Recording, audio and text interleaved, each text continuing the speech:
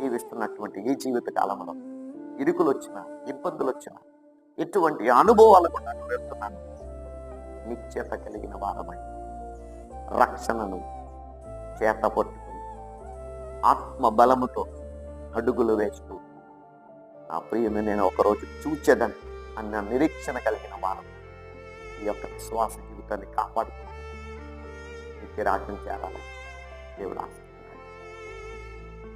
ఈరోజు నిన్ను నన్ను ప్రాణమాడట్లేదు.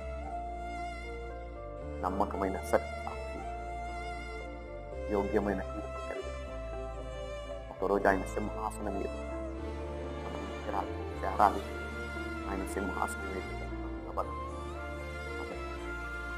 మన భక్తి జీవితాన్ని కాపాడుతూ యథార్థవంతులుగా, నీతివంతులుగా, యోగ్యత కలిగిన వారు, పరిశుద్ధ జనముగా